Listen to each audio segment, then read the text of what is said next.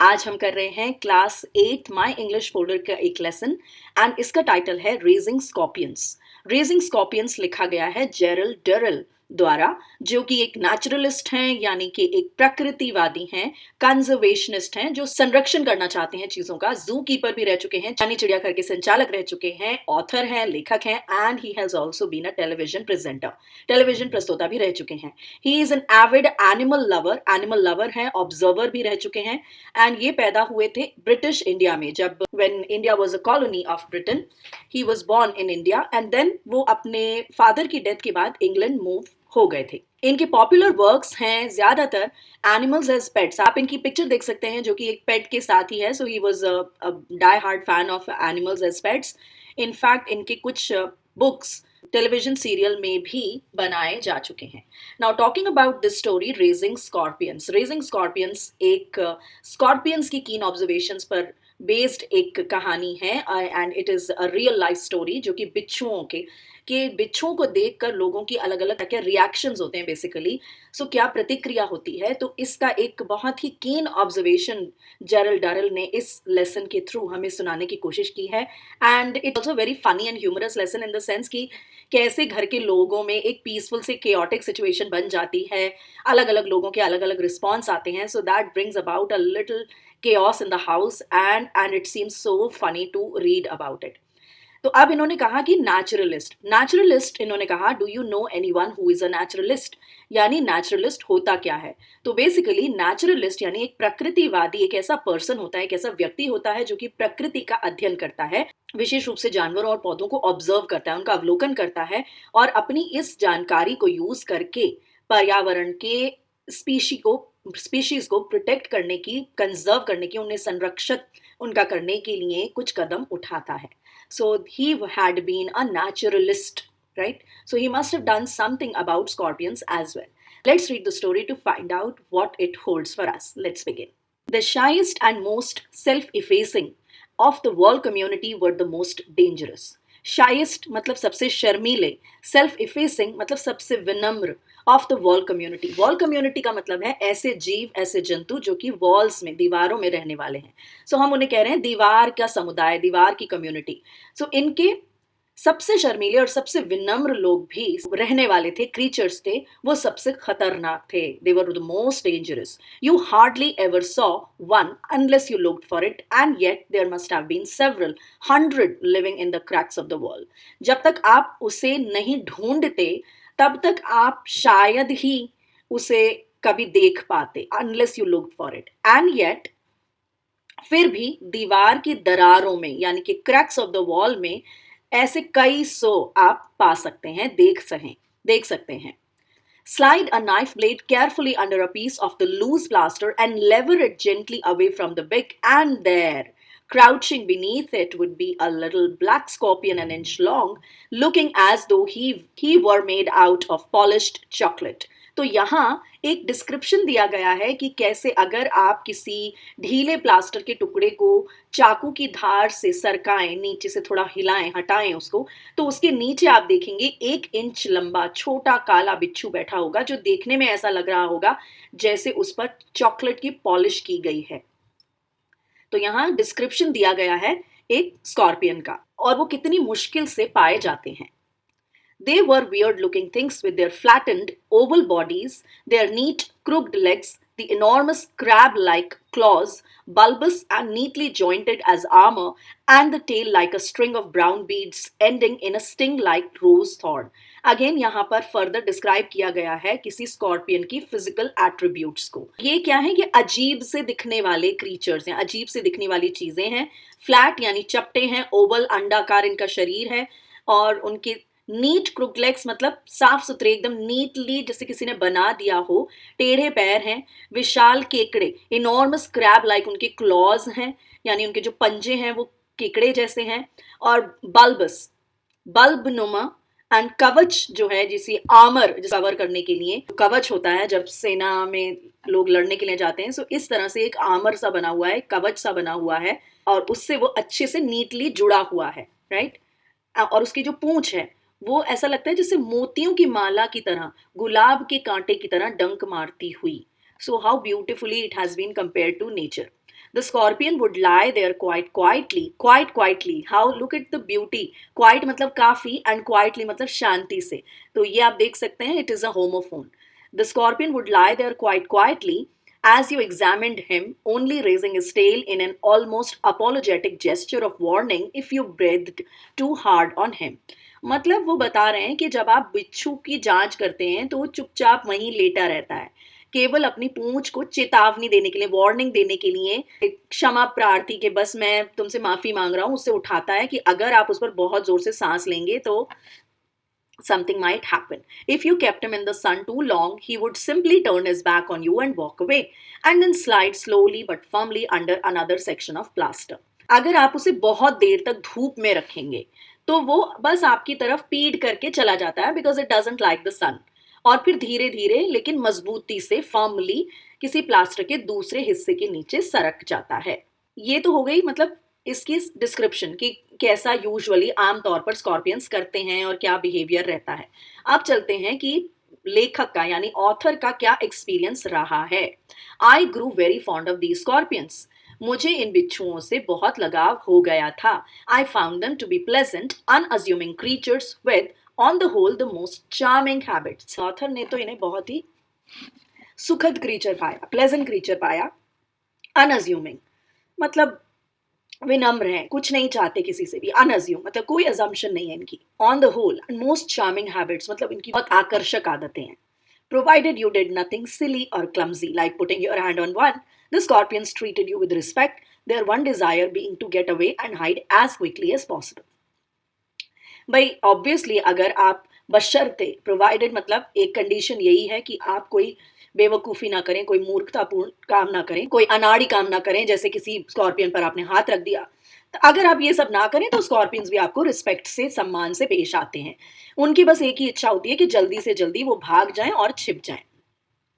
They must have been found me rather a trial, for I was always ripping sections of the plaster away so that I could watch them or capturing them and making them walk about in jam jars so that I could see the way their feet moved. उन्हें शायद लगता था कि मैं यानी कि author एक experiment है, एक परीक्षा की तरह, एक एग्जाम है, एक ट्रायल है, क्योंकि मैं हमेशा प्लास्टर के टुकड़े हटाता रहता था, फाड़ता रहता था, ताकि मैं उन्हें देख सकूं, उन्हें ऑब्जर्व कर सकूं, या फिर उन्हें पकड़ सकूं, उन्हें कैप्चर कर सकूं, अपने जैम के जार में उन्हें घूमता हुआ देख सकूं, ताकि मैं उनकी पैरों की हरकत को देख सकूं कि किस तरह से उनके पैर मूव करते हैं. By means of my sudden and unexpected assaults on the wall, I discovered quite a bit about the scorpions. और इस तरह के मेरे जो हमले होते थे, क्या थे, अचानक, सडन मतलब अचानक, अनएक्सपेक्टेड मतलब जो उन्होंने एक्सपेक्ट ही नहीं करे थे, वो सोचते ही नहीं थे, अप्रत्याशित थे, ऐसे असॉल्ट्स में करता था वॉल पर. तो इस तरह से मैंने बिच्छुओं के बारे में बहुत कुछ जाना था. I found that they would eat blue bottles, though how they caught them was a mystery I never solved. Grasshoppers, moths, and lacewing flies. मैंने पाया कि वो क्या क्या खाते थे. ब्लू बॉटल्स अगेन ये एक तरह की कीड़े होते हैं, इंसेक्ट्स होते हैं. ग्रास हॉपर्स यानी कि टिड्डे होते हैं, पतंगे होते हैं, और लेसविंग मक्खियाँ होती हैं. लेकिन मैं ब्लू बॉटल्स के सोचता था कि मुझे समझ नहीं आया कि ये इन्हें कैच कैसे करते होंगे, इन्हें पकड़ते कैसे होंगे. ये ऐसी मिस्ट्री थी जिसे मैं आज तक सुलझा नहीं पाया. Several times I found them eating each other, a habit I found most distressing. और बहुत बार तो मैंने उन्हें एक दूसरे को खाते हुए पाया, एक आदत जो मुझे सबसे ज्यादा परेशान करने वाली थी. By crouching under the wall at night with a torch, I managed to catch some brief glimpses of the scorpion's wonderful courtship dances. रात में दीवार के नीचे टॉर्च लेकर जब मैं दुबक कर बिच्छुओं के अद्भुत प्रणय नृत्य की कुछ झलकियां देखने में कामयाब रहता था, तो रात में उनका एक अलग ही कोर्टशिप का डांस होता था. I saw them standing, claws clasped. मैं उन्हें खड़े हुए देखता था और उनके पंजे आपस में जुड़े हुए. Their bodies raised to the skies, their tails lovingly entwined. उनके शरीर आसमान की ओर उठे हुए थे और उनकी दुम प्यार में आपस में लिपटी हुई थी. I saw them waltzing slowly in circles among the moss cushions, claw in claw. मैं उन्हें काई के गद्दों के बीच धीरे धीरे पंजों में पंजे डालकर गोल गोल घूमते हुए देखता था, as if they were having a very nice time with each other. But my view of these performances were all too short. For almost as soon as I switched on the torch, the partners would stop, pause for a moment, and then seeing that I was not going to extinguish the light, they would turn around and walk firmly away, claw in claw, side by side. तो obviously क्योंकि ये night creatures होते हैं, इसलिए जैसे ही इनके ऊपर torch डाली जाती थी तो इनकी जो परफॉर्मेंस होती थी वो बहुत शॉर्ट लिव्ड होती थी.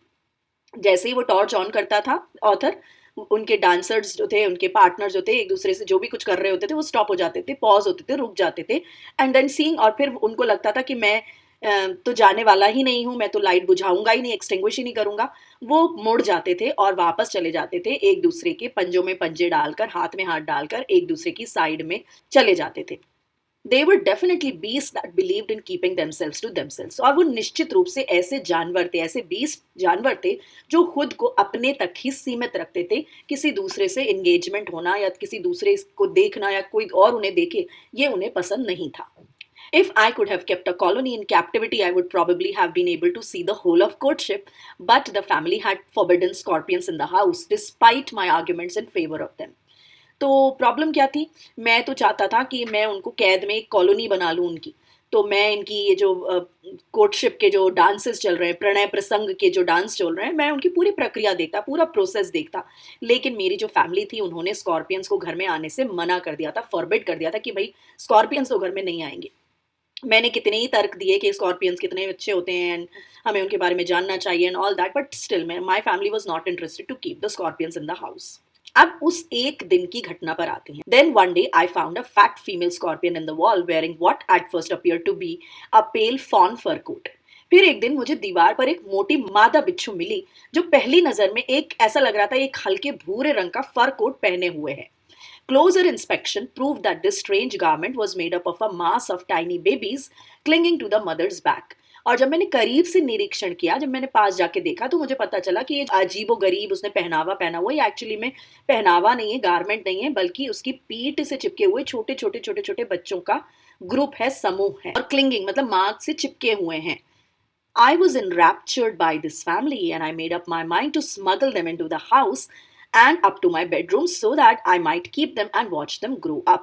तो उसी टाइम में इतना ज़्यादा उनसे एनरैप्चर हो गया था, मतलब इतना ज़्यादा प्रभावित हो गया था, इतना ज़्यादा अट्रैक्ट हो गया था, इतना ज़्यादा मंत्रमुग्ध कह सकते हैं कि हो गया था कि मैंने ठान लिया था कि मैं इन्हें घर में लेके जाऊंगा और मैं इन्हें अपने बेडरूम में ले जाने का मन बना चुका था ताकि मैं उन्हें रख सकूं और उन्हें बड़ा होते देख सकूं. I wanted to see them grow up with infinite care. I maneuvered the mother and family into a matchbox and then hurried to the villa. असीम सावधानी के साथ, मतलब बहुत ज़्यादा इनफाइनाइट केयर, बहुत ज़्यादा सावधानी के साथ मैंने माँ और उसके परिवार को एक माचिस के डिब्बे में डाला और फिर जल्दी से विला की ओर चल दिया. अब माचिस का डिब्बा उनका छोटा घर था और विला जो था बहुत बड़ा घर था, यानी कि ऑथर का घर था.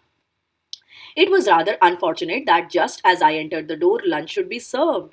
However, I placed the matchbox carefully on the mantelpiece in the drawing room so that the scorpions should get plenty of air and made my way to the dining room and joined the family for the meal. तो unfortunate चीज़ क्या थी, दुर्भाग्यपूर्ण चीज़ ये थी कि जैसे ही मैं दरवाजे के अंदर घर में घुसा, दोपहर के भोजन का समय हो रहा था और दोपहर का भोजन परोसा जाने लगा.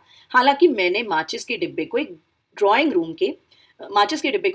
के मैंटल पीस पर सावधानी से रख दिया ताकि बिच्छुओं को अच्छे से हवा मिल सके, भरपूर हवा मिल जाए, और मैं डाइनिंग रूम में चला गया और भोजन के लिए परिवार में शामिल हो गया. Dawdling over my food, feeding our dog Roger surreptitiously under the table and listening to the family arguing, I completely forgot about my exciting new captures. अपने खाने पर टाल मटोल करते हुए, डॉडलिंग ओवर माई फूड, के ये नहीं खाना वो नहीं खाना, मुझे भूख नहीं लग रही थी बेसिकली. एंड टेबल के नीचे चुपके से हमारे कुत्ते को, और कुत्ते का नाम था रॉजर, चुपके से खाना खिलाते हुए और परिवार की बहस को सुनते हुए मैं अपने रोमांचक नए शिकार के बारे में पूरी तरह भूल गया था. At last, Larry, having finished his meal, idly picked up the matchbox from the mantelpiece. और आखिरकार क्या हुआ? आखिरकार लैरी, जो उसका भाई था, उसने अपना खाना खत्म कर लिया और आलस से, ऐसी लेजीली वो मैंटल पीस की तरफ गया और उसने वहां से माचिस का डब्बा उठा लिया. Oblivious of my impending doom, I watched him interestedly as, still talking glibly, he opened the matchbox. Impending मतलब ऐसी चीज जो होने ही वाली है, डूम मतलब विनाश, अब तो बस कुछ होने ही वाला है, something is definitely going to happen, so something bad is definitely going to happen. Doom का मतलब तो होता है प्रलय आना, बट इम्पेंडिंग डूम ऑथर के लिए क्या था इस समय ऑथर के लिए इम्पेंडिंग डूम था उसका पकड़ा जाना, कि उसने स्कॉर्पियंस को कैद कर रखा है एक मैच बॉक्स में। Oblivious means completely unaware. मैंने उसे दिलचस्पी से देखा क्योंकि वो अभी भी बात करते हुए ग्लिबली मतलब अपनी बातों में मस्त था और माचिस के डब्बे को वो खोल रहा था।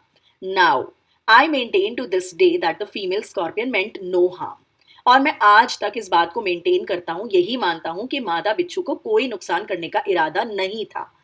She was agitated and a trifle annoyed at being shut up in a matchbox for so long, and so she seized the first opportunity to escape. अब भाई किसी जानवर को, किसी कीड़े को तुम इतनी देर तक बंद रखोगे तो ऑब्वियसली उसका एजिटेट होना, गुस्से में आना तो बनता है, क्योंकि वो इतने लंबे समय तक माचिस की डिब्बी में बंद रहने से इतनी उत्तेजित हो गई थी, इतनी ज्यादा एजिटेटेड हो गई थी, और तो ट्रिफल अनॉयड मीन्स थोड़ी परेशान हो गई थी, तो इसलिए उसने अपने भागने का पहला मौका हाथ से जाने नहीं दिया। सीज्ड मतलब पकड़ लिया, लपक लिया।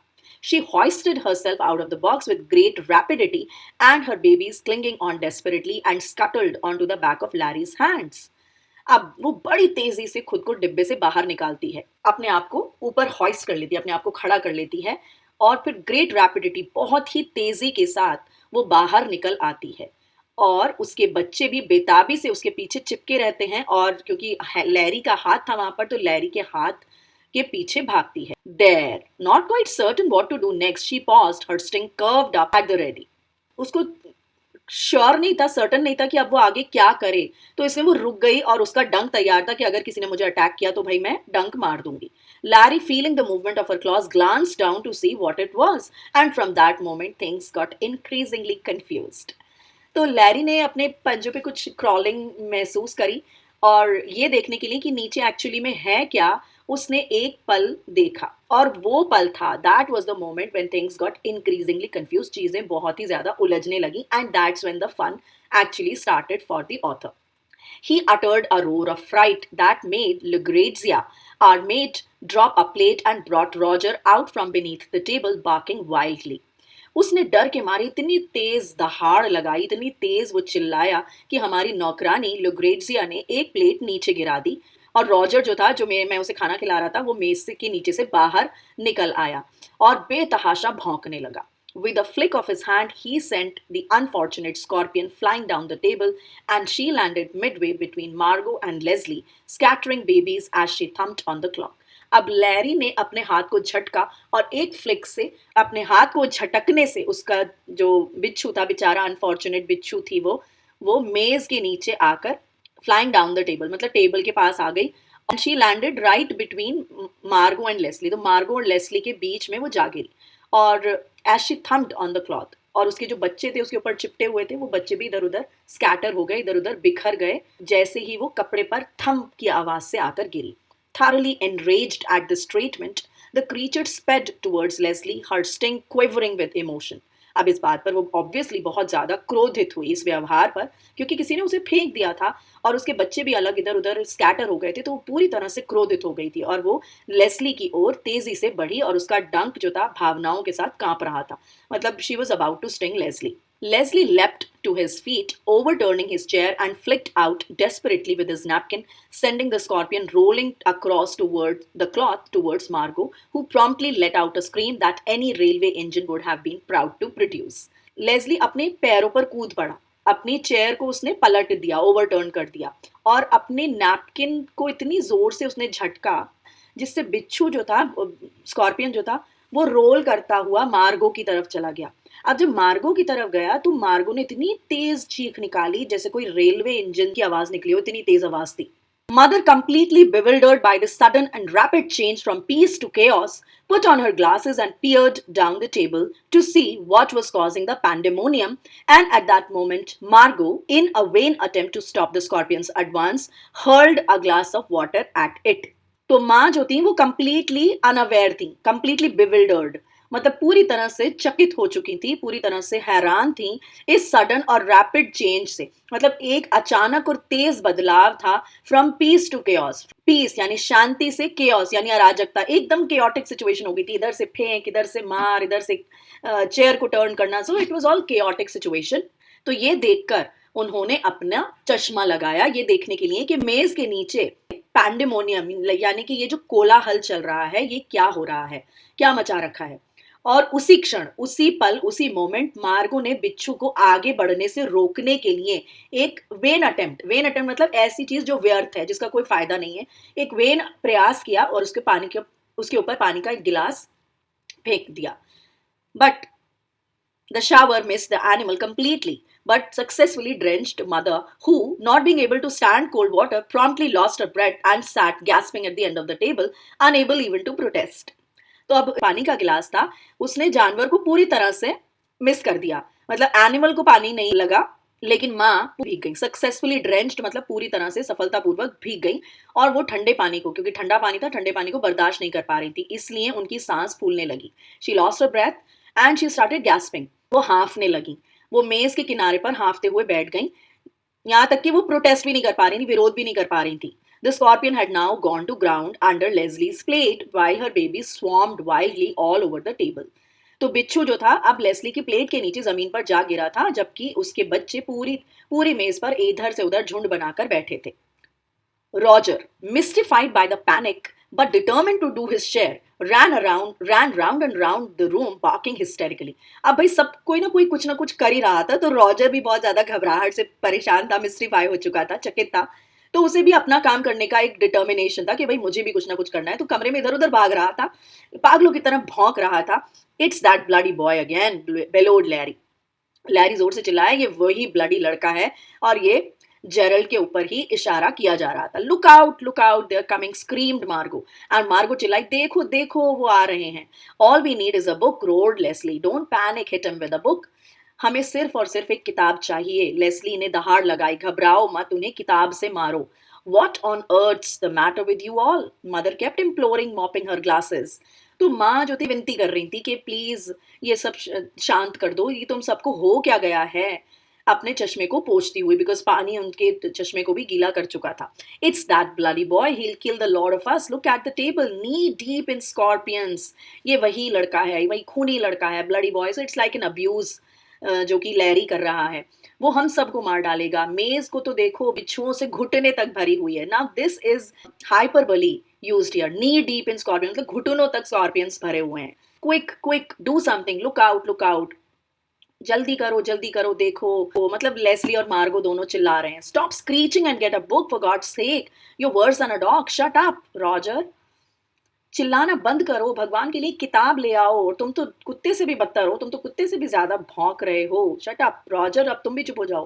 तो सबको वो लोग चुप करा रहे हैं। मार्गो चिल्लाई जा रही है, लेस्ली जो है वो बोल रहा है कि भाई बुक लाओ और इसे मार दो, इन्हें मार दो।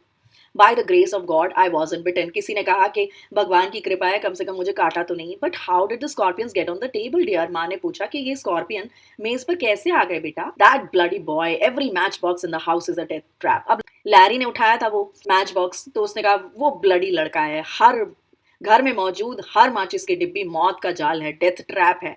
तो मैंने ही वो उठाया था, अब मेरे लिए ही मौत का सामान आ गया है। Look out, it's coming towards me, quick do something. तो ये लोग बोल रहे हैं, देखो मेरी तरफ आ रहा है, जल्दी करो, कुछ करो। Hit it with your knife, go on hit it. मतलब this is a whole chaotic situation. अपने चाकू से मारो, चाकू से जाओ इसे मारो। Since no one had bothered to explain things to him, Roger was under the mistaken impression that the family were being attacked and that it was his duty to defend them. अब कोई Roger को तो बता ही नहीं रहा था, किसी ने ये जहमत ही नहीं उठाई कि घर में हो क्या रहा है। तो रॉजर को लगा कि एक गलत फहमी हो गई, एक मिस्टेकन इंप्रेशन हो गया कि परिवार पर हमला हो रहा है, पर the family is under attack. तो उसने सोचा कि भाई ये मेरी जिम्मेदारी है कि मैं इनको डिफेंड करूं, इनका बचाव करूं। As Lucrezia was the only stranger in the room, he came to the logical conclusion that she must be responsible party. So he bit her in the ankle. This did not help matters very much. अब उसे लगा कि ये तो सारी family के लोग हैं और लुक्रेजिया जो है इनकी नौकरानी है, तो उसी को ही काट लेता हूँ। हो गया, और उसने उसके एंकल पर, उसके टखने के पास काट लिया। और इससे मामले में कुछ ज्यादा मदद तो नहीं हुई, ऑब्वियसली इससे मैटर्स और ज्यादा बुरे हो गए। By the time a certain amount of order had been restored, all the baby scorpions had hidden themselves under various plates and bits of cutlery. जब तक कुछ व्यवस्था बहाल हो गई थी, नॉर्मलाइज हो गया था, रिस्टोर हो गया था मामला, तब तक सभी छोटे बिच्छू जो थे, बेबी स्कॉर्पियंस जो थे, वो अलग अलग प्लेट्स के नीचे और कटलरी के टुकड़े मतलब कांटे चम्मच इनके नीचे खुद को छिपा चुके थे। Eventually, after impassioned pleas on my part, backed up by mother, Leslie's suggestion that the whole lot be slaughtered was squashed. अब लेस्ली ने तो कह दिया था इन सबको मार दो, लेकिन इवेंचुअली मैंने बहुत सारी दलीलें दी, भावुक इम्पैशंड प्लेस, मतलब मैंने बहुत पैशनेट होकर, बहुत ज़्यादा भावनाओं के साथ, बहुत रो रो कर, मैंने गिड़गिड़ा कर दलीलें दी, और मेरी माँ ने भी मेरा समर्थन किया। तो लेस्ली के सुझाव को कि इन सबको मार दिया जाए, उसको खारिज कर दिया गया, स्क्वैश कर दिया गया कि नहीं नहीं, मारा तो नहीं जाएगा। ठीक है। While the family, still simmering with rage and fright, retired to the drawing room, I spent half an hour rounding up the babies, picking them up in a teaspoon and returning them to their mother's back. तो जब परिवार के सभी लोग simmering with raise, मतलब अपने क्रोध और फ्राइट यानी अपने डर से उबल रहे थे, और सारे लोग रिटायर यानी चले गए थे ड्राइंग रूम में, मैंने अपना पूरा आधा घंटा लगाया, बच्चों को इकट्ठा किया। राउंडिंग अप द बेबीज मतलब उन्हें इकट्ठा किया, उन्हें एक चाय के चम्मच में उठाया और उनकी माँ के पीठ पर वापस कर दिया। Then I carried them outside on a saucer and with the utmost reluctance released them on the garden wall. फिर मैं उन्हें एक तश्तरी में, एक सॉसर में बाहर ले गया, और मैं बिल्कुल नहीं चाहता था, अत्यंत अनिच्छा के साथ, अटमोस्ट रिलक्टेंस के साथ मैं उन्हें बगीचे की दीवार पर छोड़ गया। Roger and I went and spent the afternoon on the hillside, for I felt it would be prudent to allow the family to have a siesta before seeing them again. मैंने फैसला किया कि मैं रॉजर के साथ, यानी अपने dog के साथ, रॉजर और मैं चले गए और हमने अपना पूरा आफ्टरनून पहाड़ी पर, हिल साइड पर बिताया, क्योंकि मुझे लगा कि उन्हें फिर से देखने से पहले, अपने परिवार वालों को फिर से देखने से पहले एक झपकी लेने की अनुमति देने में ही समझदारी है, कि कम से कम वो लोग मेरी शक्ल ना देखें और रॉजर को भी ना देखें, और आराम से सिएस्टा कर लें। सिएस्टा मीन्स आफ्टरनून नैप, जब खाने के बाद लोग सो जाते हैं, थोड़ी देर के लिए झपकी ले लेते हैं। प्रूडेंट मतलब समझदार होना, वाइज होना। The results of this incident were numerous. इस घटना के बहुत सारे परिणाम हुए। Larry developed a phobia about matchboxes and opened them with utmost caution, a handkerchief wrapped around his hand. तो लैरी जो था, लैरी ने एक फोबिया डेवलप कर लिया, एक डर डेवलप कर लिया माचिस के डब्बों से, और उसे हमेशा जब भी खोलता, इन सावधानी के साथ खोलता। और कब कैसे खोलता? अपने हाथ में रुमाल लगाकर, उसके बाद ही वो किसी मैच बॉक्स को खोलता। Lucrezia limped round the house, her ankle enveloped in yards of bandage for weeks after the bite had healed, and came round every morning with the tea to show us how the scabs were getting on. तो लुग्रेजिया जो थी वो घर के चारों ओर लंगड़ाती हुई चलती, और उसके टखने का जो जख्म था वो ठीक होने की हफ्तों बाद तक पट्टियों का जो था वो बैंडेजेस में रैप करके वो अपने पैर को रखती थी, और हर सुबह चाय के साथ हमारे पास आती और हमें दिखाती कि उसकी जो स्कैब्स हैं, उसके जो खुरंट बन गए हैं, पपड़ी बन गई है, वो कैसी ठीक हो रही है या नहीं। मतलब बेसिकली वो दिखाती थी कि तुम लोगों की वजह से मेरे पैर पर कुत्ते ने काट लिया। But from my point of view, the worst repercussion of the whole affair was that mother decided I was running wild, and that it was high time I received a little more education. लेकिन इस पूरे, मेरे point of view में, मेरे दृष्टिकोण में, इस पूरे मामले का सबसे बड़ा बुरा परिणाम, सबसे बड़ा दुष्परिणाम ये निकला कि मेरी माँ ने फैसला किया कि मैं बहुत ज़्यादा बेलगाम, बहुत ज़्यादा वाइल्ड हो रहा हूँ, इसीलिए अब समय आ गया है कि मुझे थोड़ी और एजुकेशन मिले, थोड़ी और शिक्षा प्राप्त कर सकूं। So that is the story all about. I hope you have understood the lesson. I will see you in the next lesson very soon. Take care. Bye-bye.